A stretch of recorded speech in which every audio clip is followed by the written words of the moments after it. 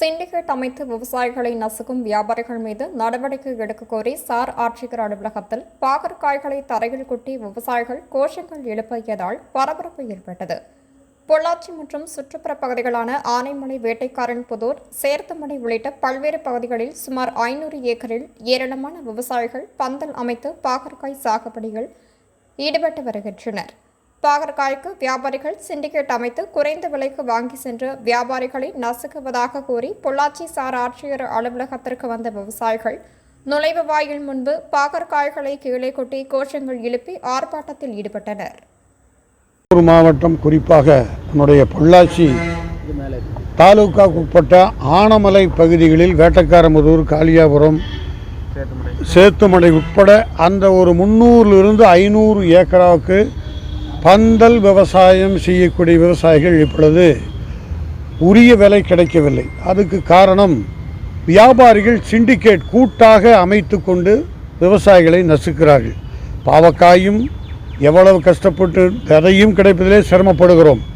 அதை நீர் பாய்ச்சி அதை உருவாக்கி கொண்டு வந்து பிறகு விற்பனைக்கு வருகிற போது விவசாயிகளிடத்தில் பந்தல் காய்கறி செய்யக்கூடிய விவசாயிகளை அடிமையாட்டு விலைக்கு வாங்குவதை வியாபாரிகள் வழக்கமாக கொண்டு வருகிறார்கள்.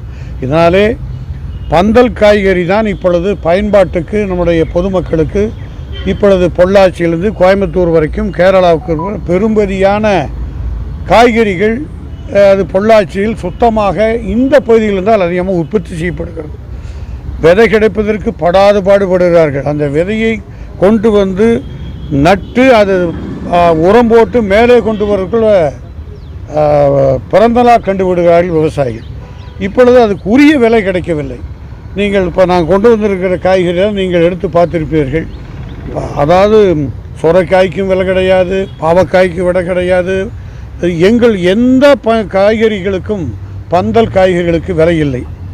அது விவசாயிகள் முழுக்கம் நஷ்டப்படும். இப்பொழுது நாங்கள் அதை நிறுத்திவிட்டுத்தான் இப்பொழுது நம்முடைய சார் ஆட்சியிடம் வந்து எவ்வளவு நஷ்டம் ஏற்படுகிறது, விவசாயியே செய்ய முடியாது. ஆகவே இந்த நேரத்தில் முதல்வருக்கு பொள்ளாச்சி பகுதி விவசாயிகள் கேட்பது தென்னையும் பாதுகாக்கப்பட வேண்டும். இப்பொழுது வந்திருக்கிறது பந்தல் காய்கறிகள்.